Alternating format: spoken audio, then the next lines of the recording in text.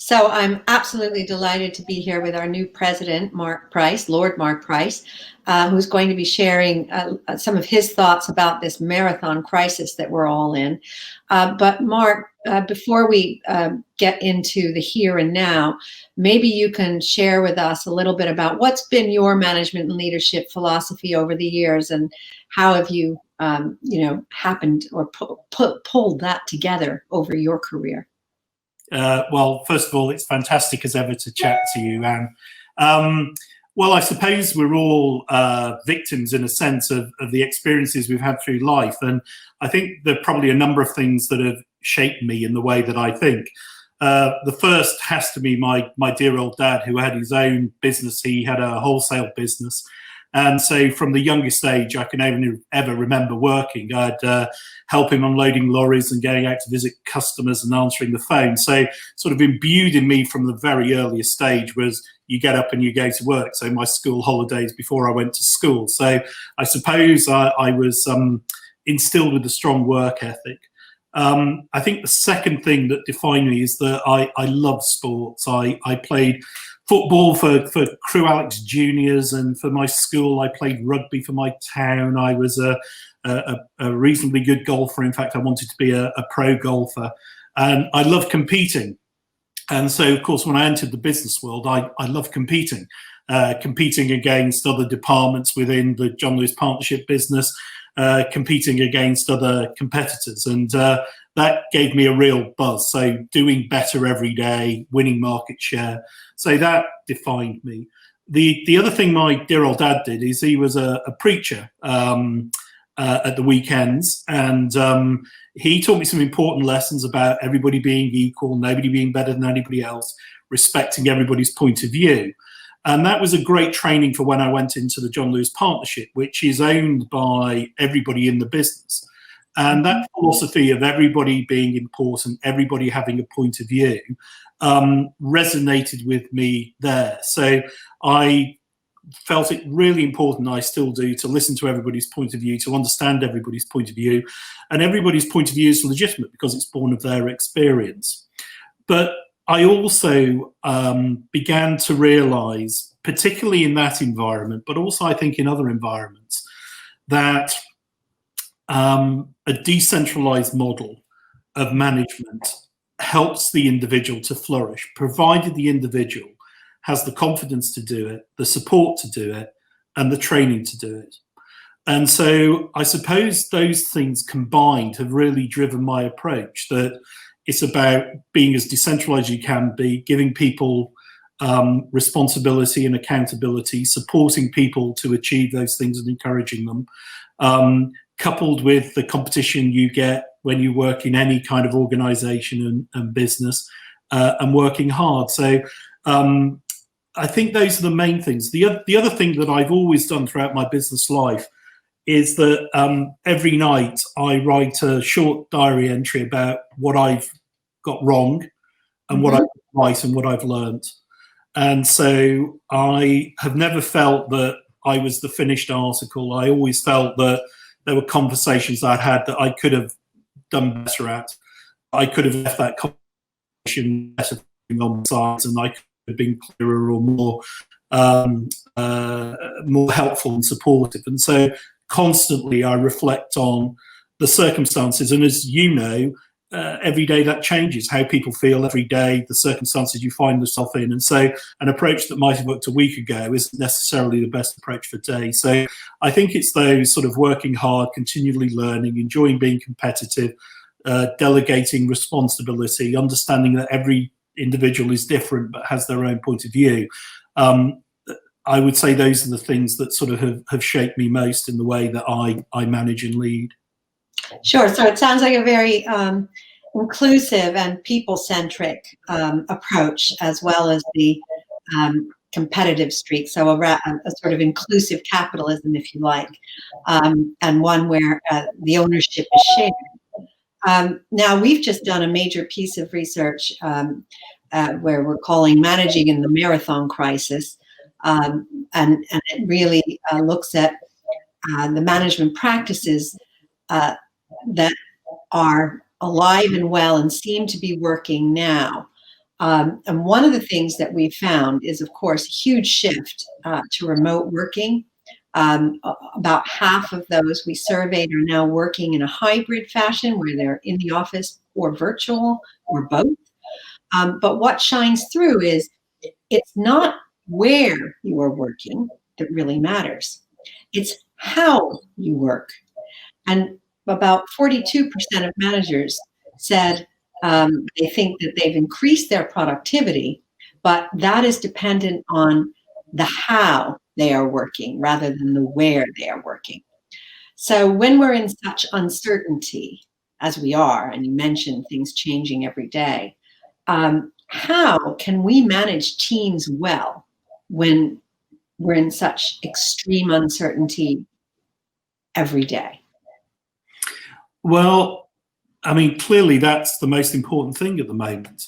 And the lesson that I learned from 34 years in the John Lewis Partnership was that sharing information is the single most important thing to do to help people feel engaged and to give people responsibility.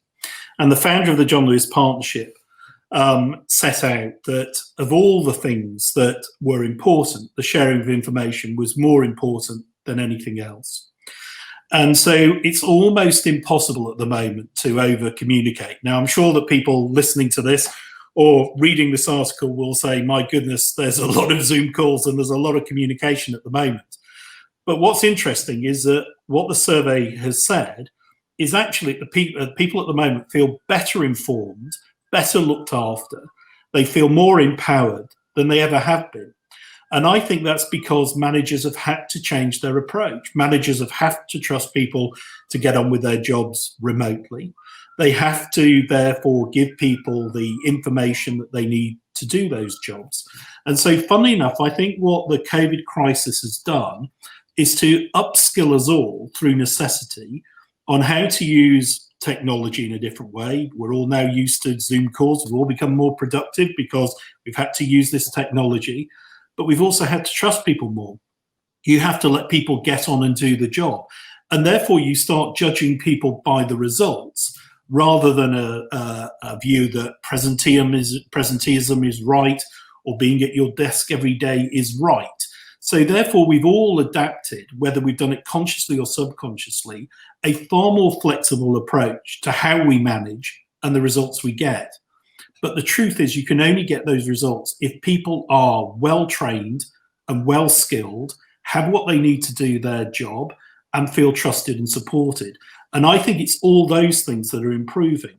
You only have to see, Anne, as you know better than anybody, the growth of online training, the need to think about how you train and develop people differently in a remote environment to know that people are now doing this. Not all might be doing it consciously, but everybody's realizing there has to be a new approach.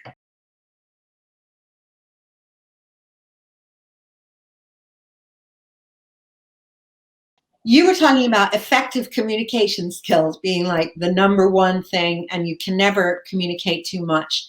But of course, you know, now that we're into this crisis, people are getting tired, they're getting fatigued, they might be communicating less.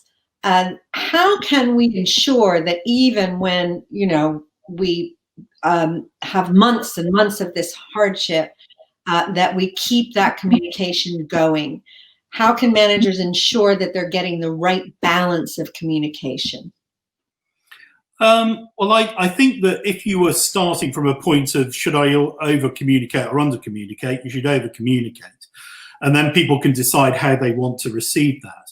I think that the thing that you need to think a lot about is when you're communicating and how you're communicating.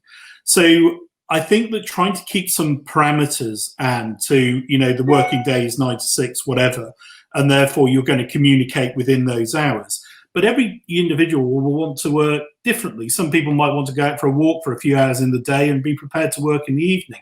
So the great thing about this is there is no one simple formula. We all work differently. Some of us absorb information through talking. Some of us prefer to read. Some of us like to listen to podcasts. Some of us like to listen to lectures. And therefore, what you have to think about is those individuals or group of people you're communicating with. I remember a former chairman of mine a long time ago. In fact, it was the first chairman I ever had in the John Lewis Partnership. He was talking to me about the board and board dynamics. So I'm going back probably 25, 30 years now. And he said to me, when there are more than 12 people on the board, the chairman has control, the chairman has power, because there are too many people there for there to be natural communications. The chairman needs to start bringing people in and inviting them. But also he reflected, and as an archaeologist and ancient historian, I identified with this, that the way that the Roman army organized itself was that you would have cohorts and legions. And there was a recognition that one person could only ever closely manage a limited number of people, 8 or 10. Mm-hmm. And therefore, if you look after 8 or 10 people and you do that well, you can manage effectively. As soon as you start thinking that you've got to manage 50 people or 100 people, you simply can't do that. So this is where my thinking about decentralization and what I was portraying becomes more important, because if you look after the 8 or 10 people that report to you and you know them well and how they like to work and how they like to receive information, then that allows them to do the same with the 8 to 10 people that they manage, and they do the same with the 8 to 10 people they manage. If you try to think, I'm the boss of this organization, I'm the CEO, and I'm going to try to manage everybody in it, that becomes for me incredibly difficult. So yes, of course, the CEO should be regularly communicating, saying to the organization, this is where we're going, this is what's happening. But the day-to-day management of people's time, the day-to-day management of people's tasks and responsibility has to be delegated down as far as it can possibly go. Yeah, I think that's a great point, and it is absolutely a relevant point. And you know, I think that gets at this trust issue you mentioned. So trust being so important. But alongside that, what we found in the Management Transformed study is that the number one desire of managers, so 72% rating this as their top priority, is now all about well-being. And I think that is really reflecting the mental the huge, not just mental, but also physical health and indeed financial strain that people are facing in this marathon crisis. So with staff well-being rising up the management agenda, what should maybe in particular senior leaders, so that chair, that CEO, and those top directors, what can they do to ensure that they're looking after the well-being of everybody, not just maybe their direct reports? So I think the thing you draw out at the start is the difference between management and leadership. So the job of management is to make sure that the people within their charge are very clear on the tasks that they have and give people the information and the resources they need to complete that task in the most efficient way. And part of that task for any manager is to make sure that people are at the top of their game, that if they are suffering in some way through mentally or physically or financially, they help them on an individual basis. They recognize that and they do something about it. That's very different from the leadership of an organization. And what the leadership have to do is to set a direction. And the way to do that is to send out some very tangible and visible symbols that you are interested, that as an organization that you are interested, that what you are going to do is to hold your management accountable for the well-being of the workforce. Now, one of the ways you'll do it is you'll measure it in the way that you have in this study. You'll simply say to people, how is your well-being? And you will get feedback. And then based on that feedback, you can decide what you do. The other thing is the example that you give. Are you communicating with people at 9 o'clock at night saying, I demand to have these numbers before you go to bed? The other thing that you can do is set up a regime where you make it clear that people need to do what they need to do in order to make sure that they can last through this crisis, that they don't have burnout.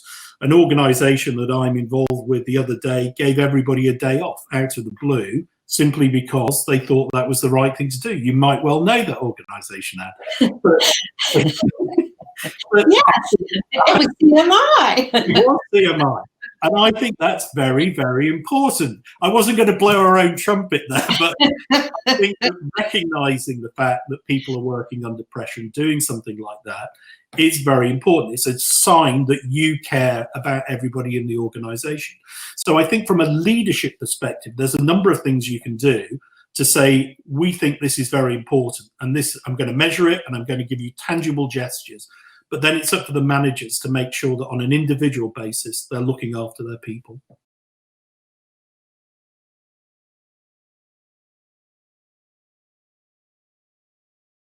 So the other thing that we measured, and this is kind of interesting, is just how important culture of an organization is. And we did see some organizations that through their behaviors have managed to improve their cultures. But obviously, the benefit of a good culture is you keep your employees engaged. And what we saw in our study is that about half of the senior leaders in an organization, so 49%, were saying, yeah, my employees are more engaged. But when you actually ask the employees themselves, only about 27% said they felt more engaged. Okay, so still a quarter feeling more engaged, but about half the level that the senior leaders thought. So what do we need to do to, close the gap between the perceptions of senior leaders and the actual feelings of employees? What are some of the things that you would advocate that we do to keep that engagement up and keep their perceptions in line so that the senior leaders aren't overestimating, aren't wearing those rose-colored glasses? Well, I think in all these things, it's a mixture of qualitative and quantitative. So when people say, my people are engaged, my people are happy, I often wonder how they know that. And I often wonder how they're measuring that. My view of engagement is that it rests on a number of things. People are engaged if they're paid fairly. People are engaged if they're recognized when they do something well. So the first thing that I want to understand is, do my people feel that they are recognized when they do something well? And do they feel they're paid fairly? The second thing we talked about earlier, it's, do you have the information to do your job well? And then if you've got the information to do your job well, do you have the context to understand your job within the organization? Why your part of the jigsaw is so important for us to complete it? The third bit is around then, are people feeling trusted? Do they feel respected? Do they have the resources to do their job? A lot of managers say, my people are super engaged, but if you talk to the people, they'll say, but I can't possibly do this job because the website doesn't work, or I don't have enough people, or I haven't got whatever I need. And then it's about well-being. Do I feel that this organization genuinely cares for my well-being? If it doesn't, why should I care for it? Mm-hmm. And so there are a whole host of things that you need to think about, which are tangible drivers of engagement. Whether you feel proud for the organization, whether you've got a good relationship with your line manager, whether you feel this organization is developing your career. Those are the tangible building blocks for engagement. So if you say, I think my people are happy, I think my people are working hard, to me, you have to have some kind of measurement to that, Anne. It can't just be a sense of feeling. Yeah, I think that's a very important point. And of course, the other thing to say, Anne, and you know this better than anybody, it's one thing what you say to your manager, it's another thing what you really feel. I mean, nobody's so silly as to say to the manager, I'm really miserable, you're a dreadful manager, and we need to, move on. I mean, people will, by and large, manage it either internally and keep it to themselves, or alternatively, they'll find more subtle ways of expressing that. Very few people will be that direct, and if they are, the chances are they're not going to last. And so what you've got to try to do as a leader is get underneath all of that, build a relationship with somebody where over the passing of time, they will tell you if they're frustrated, they will tell you if it isn't working. And then, of course, you can do something to support. So again, I'd come back to this point that, when people are asked that question or respond to that question, I often wonder what it is that's grounding it. Going off on a slight tangent, I can remember the first John Lewis branch I ever ran. It was John Lewis High Wycombe in the early 90s. And we had a new manager on the gift department at Christmas. And I came out onto the shop floor and I looked across at the gift department, and it was bombed. It was awful. It was such a mess.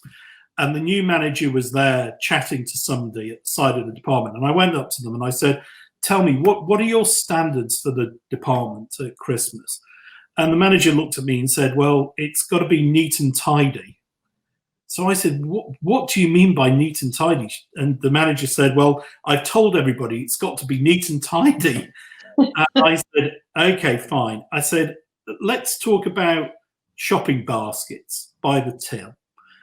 And I looked across, and the shopping baskets were almost like the Tower of Babel. They were leaning over. The cashier was lobbing the basket into the top. And I said, okay, just tell me, what are your standards for baskets? So the manager said to me, yeah, well, they've got to be neat and tidy. So I said, okay, tell me what you think neat and tidy is. So the manager said, well, there shouldn't be any litter in the bottom of a basket when it's been used, or a receipt. All the handles should be the same way. As soon as the baskets get to the height of the till, they should be taken to the front of the shop. And I said, fantastic. I said, now I know what you mean by neat and tidy for baskets. I said, but do your team know? And I turned the manager around, and they looked at these baskets and said, obviously not, and went over. And so throughout my management career, I tried to get people to really understand what they meant by neat and tidy, or looking good, or whatever. And one of the skills for me in management, rather than leadership, is being very, very clear on what the standards are. And I think it's the same when you use terms like engagement or happiness. You need to understand what is it that's driving that. And once you've understood that, you can talk about it, and then you can measure it. I think that's an excellent example, and it's so true. And whether you are talking about shopping baskets in Waitrose, or, delivering any objective on time and to high quality, if you don't understand what you're delivering exactly and what the high quality is, it's incredibly difficult to know.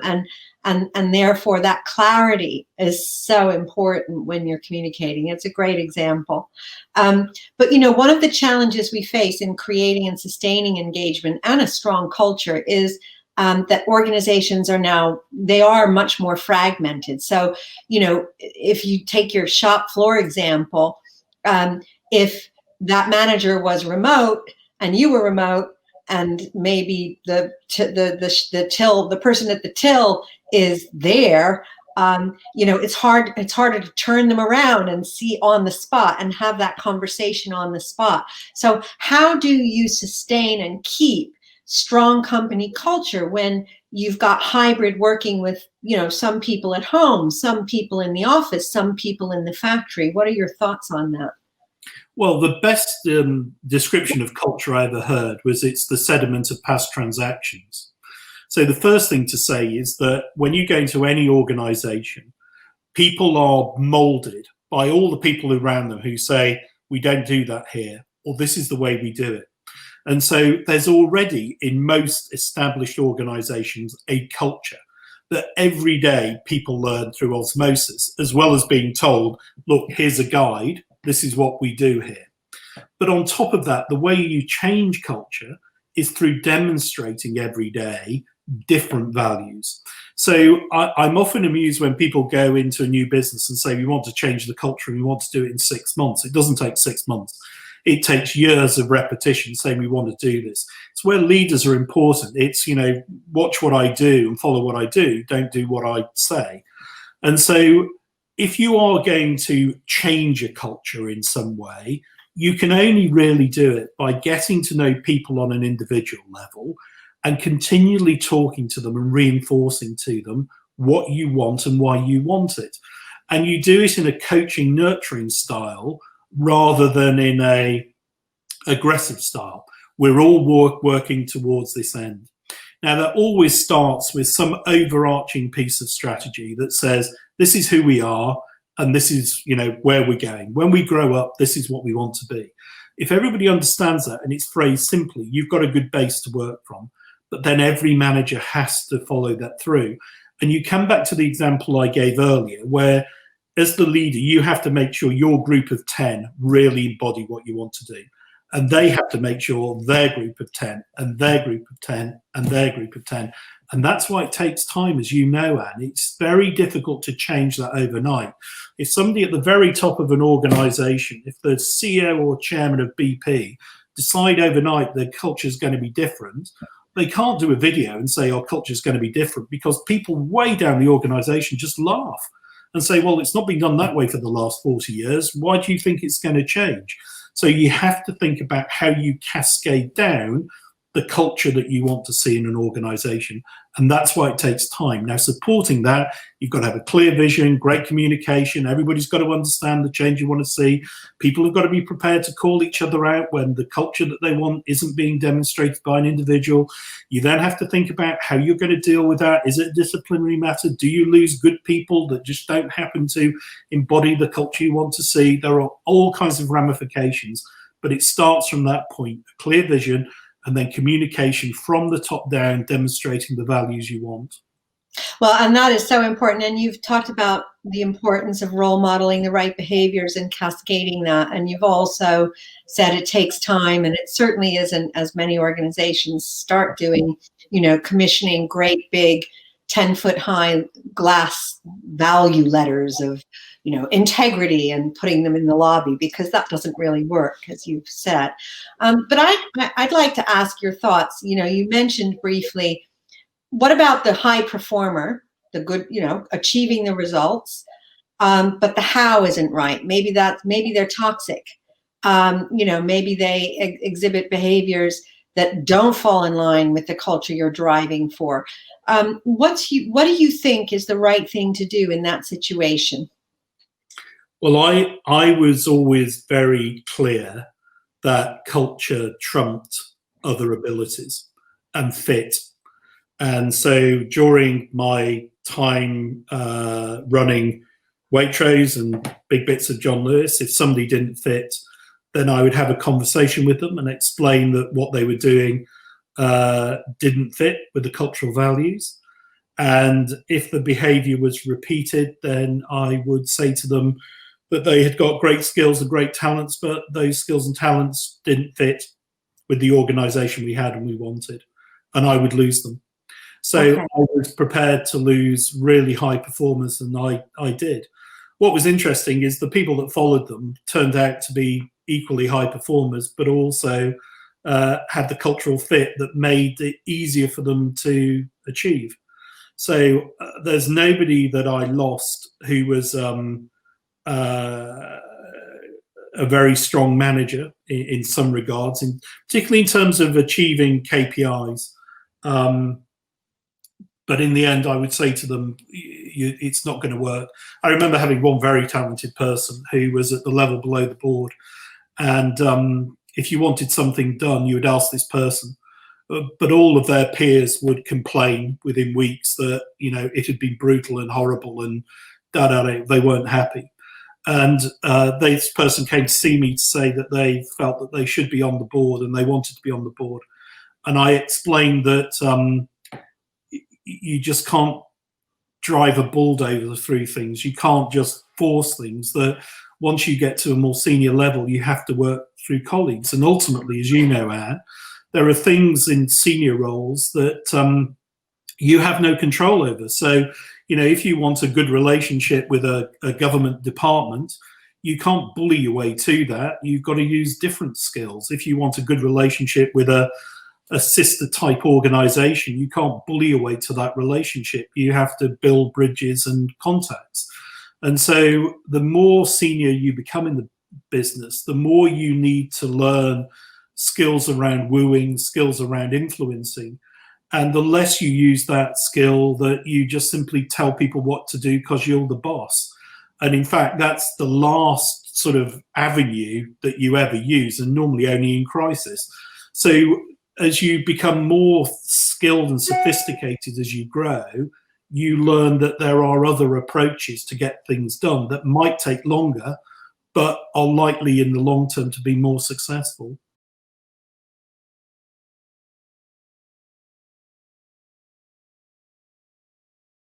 you mentioned, people that were perhaps high achieving on their KPIs, but their behaviors didn't fit, and so you exited them. Do you think that when others see that that's what's happening, that pays a dividend, that you're not afraid to perhaps move somebody on who is toxic or uses unacceptable behaviors to achieve results? Do you think that has a positive effect on the rest of the organization? But that, I mean, to your point earlier, that's how you create the culture. Mm-hmm. Because people see that you're not prepared to tolerate that, it doesn't fit. And of course, that's the really hard thing when somebody goes into a new business, wants to change the culture and looks at the behaviors, because it's highly likely that one or two high-performing people are not going to be part of the behaviors you might want to see, and you have to take that action. And that's not going to be popular, because some people will look up to them and respect them for other reasons. But it's equally true, you'll have people who have all the behaviors but don't perform commercially, and they've got to go as well. Mm-hmm. And so, it's not that any individual isn't right or capable for any role. It's whether they're right and capable for the role that you want them to play in the culture that you're trying to achieve. And so I often say with people when they go for a job interview and they say, oh, should I be this or should I be that? And I say, you should just be yourself, be who you are. And if you're the right fit, you'll get the job. If you're the wrong fit, you don't want the job. It's not going to be good for you, and it's not going to be good for the organization. And so trying to understand what makes people tick, what their values are, how they perform in a role is crucial, really, to getting the best from individuals. I've always believed that 80% of management and leadership is picking the right people around you.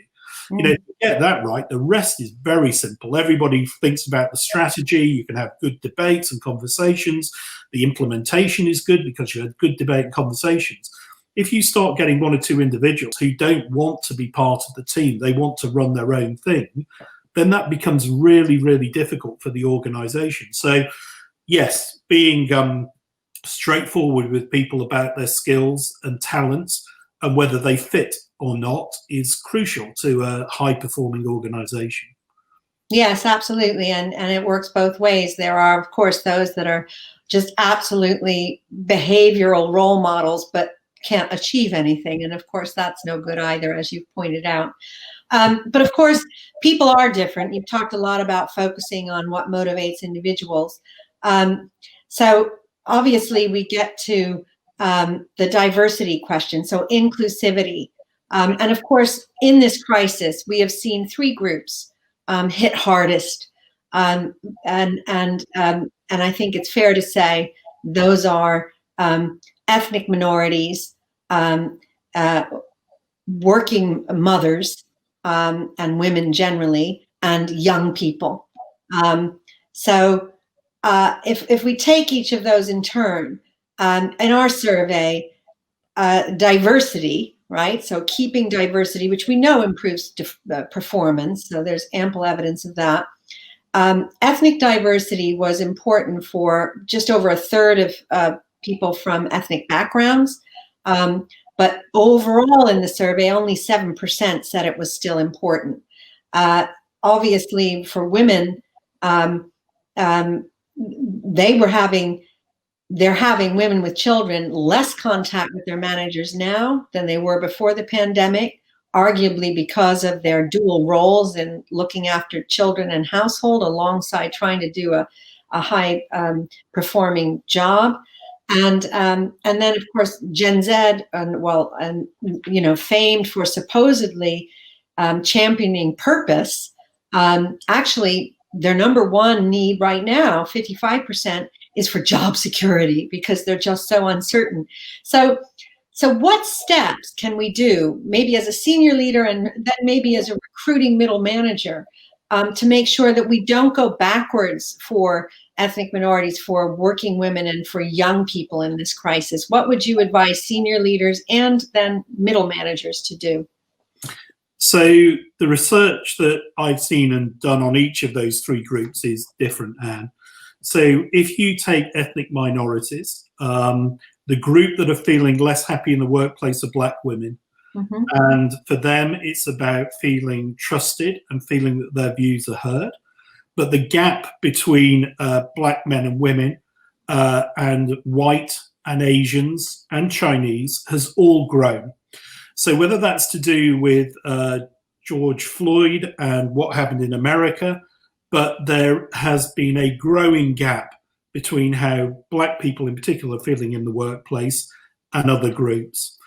It's been there for a long time. It is no different. And it's something that needs to be addressed about career promotion, career progression, about promotion, about training, about feeling equally valued. And we need to role model black people. One of the things, I was very, very lucky a number of years ago, one of the boards I was on, I brought in Floella Benjamin to give us a view, and she came onto our advisory board.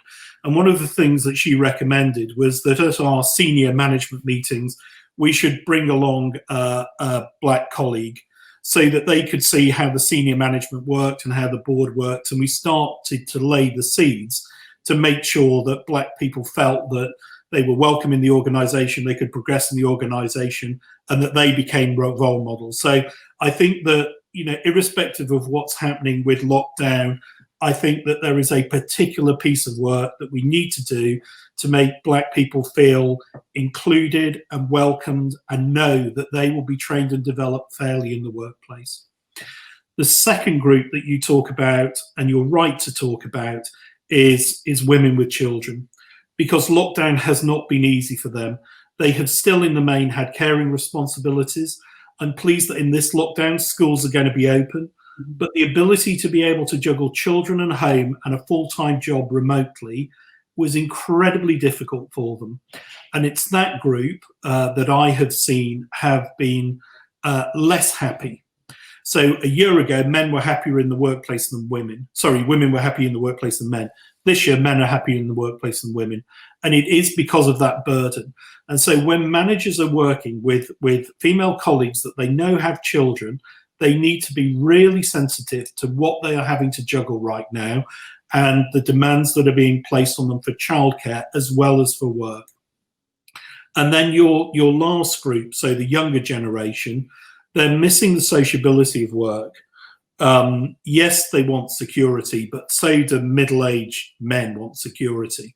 The things that are the greatest worry to them at the moment are their career development. Mm-hmm. Yeah, right. They can't get to it.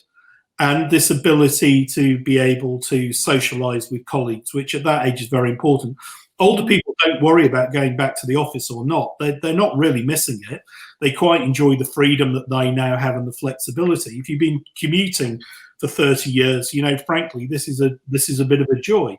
However, if you're on your own in a bed sit and you're being expected to do a full day's work and more, it's not easy. And so each of those group have very different needs that managers need to think about, whether it's around fairness and equity, whether it's about understanding the extra pressures that childcare brings, or whether it's understanding about the needs of young people coming into the workplace, their working environment, and their career development. They all need to be thought about differently. Yeah. So really what you're saying is for managers, whatever their level, to think about the individual groups, understand and empathize with their needs, and take actions accordingly. So tailor your approach depending on who it is that you're trying to include is a very, very important strategy here for making sure that we bring all these three groups that have been disadvantaged on.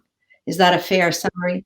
Yeah, it's a brilliant summary, because no two people are the same. You might think they're the same, but they're not the same. You're not dealing with robots or computers. You're dealing with people who feel good one day, less good the next day. They have stuff going on in their lives. And therefore, trying to get the best from those people every day is an art. It's part science and it's part art. So understanding what makes people tick is hugely important. And if you can do that, and you can do it with that cohort you're responsible for, you will get more from them in the long run. There's a great quote from Theodore Roosevelt who said, "Nobody cares how much you know until they know how much you care."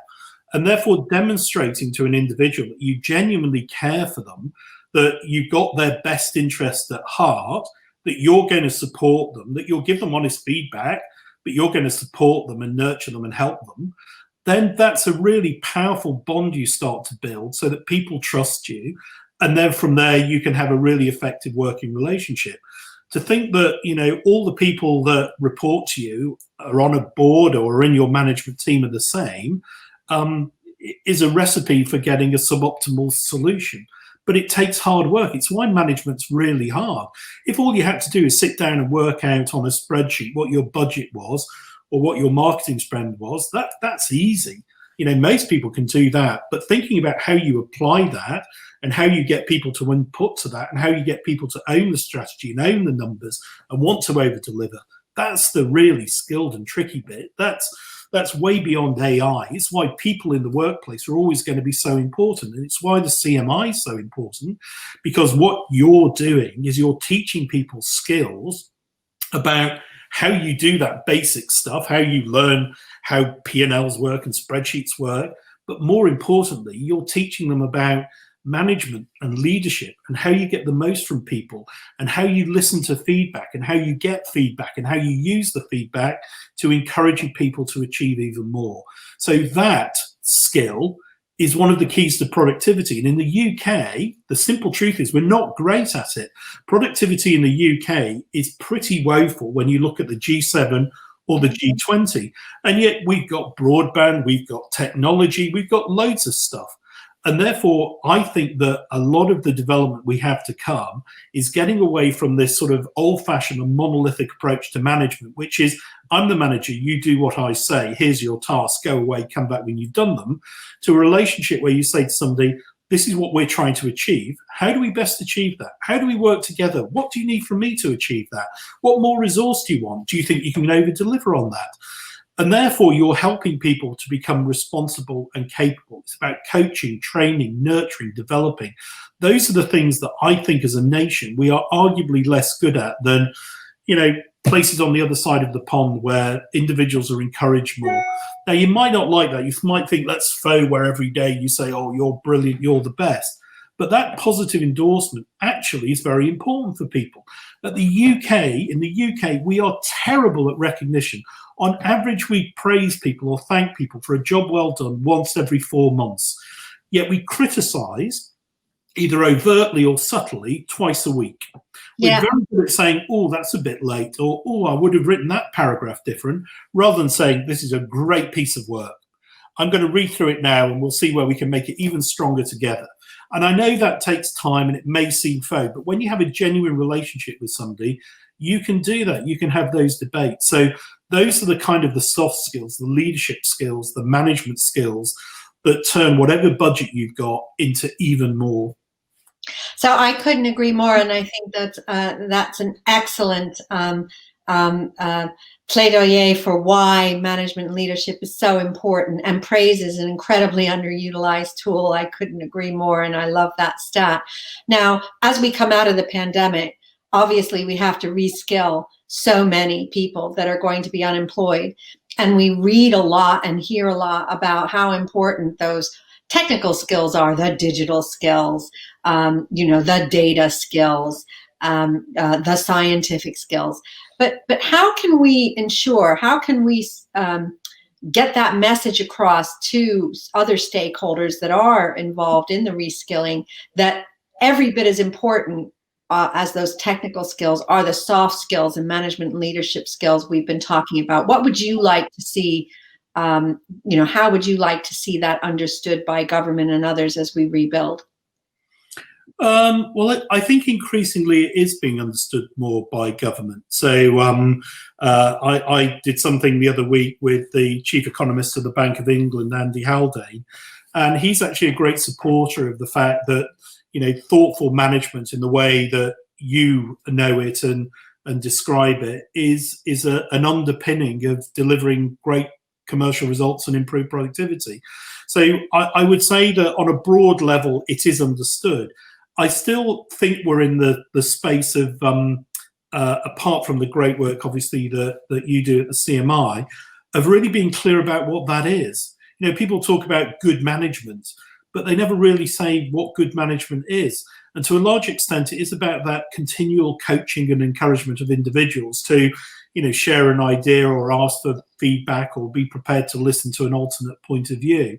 So I do think it's important. I do think it's being more readily understood. I do think the brilliant work that the CMI does around its management courses and leadership courses allows people to develop those skills. And as you know, it's an increasingly important thing in apprenticeships. I think that organizations now are beginning to realize that they can teach all the technical skills, but they need somebody to teach the soft skills that go along with them to make them effective. So I think it's very important, and I think that the courses and the work that CMI have done and does in this space is critical to us. In terms of your point about the new jobs, I've always been a great believer in encouraging people to develop as they go. I think once you get to the point when you're, I don't know, say in your early 40s and somebody says, I'm sorry, this job is no more, it's almost too late to retrain. So my encouragement would be to managers now in their 20s and 30s to sit back and think about, what more can I learn? What don't I know that I could learn? Do I know about finance? Do I know about AI? Do I know about whatever it happens to be? And to keep learning new skills, to keep challenging yourself, to keep learning. If you're older in the workplace, you might choose to become a non-executive director of another company in another area to learn more. I've been very lucky. I went on to the board of Channel 4 as an NED, and I learned all about the world of broadcasting and media. And so I deliberately tried to do things that broaden my horizon, whether they be in trade or in government or whatever it is, so that you keep learning, you keep challenging yourself to learn. It's almost too late when somebody says to you, your job is no more. It's almost too late. So encouraging lifelong learning, go onto the CMI website, look at all of the courses that we run with all of the organizations we run them with, and persuade your employer to use some of their budget to give you a whole new set of skills that then you can use effectively in that organization or at some point in the future. So don't wait. That would be my advice. That's great advice. And actually, at the end of every day, write down, what did you learn that day, right? What did you get right? And what could you have done better, which is what you said you've been doing for many, many years, which is, I think, a great discipline and a great way of continually learning.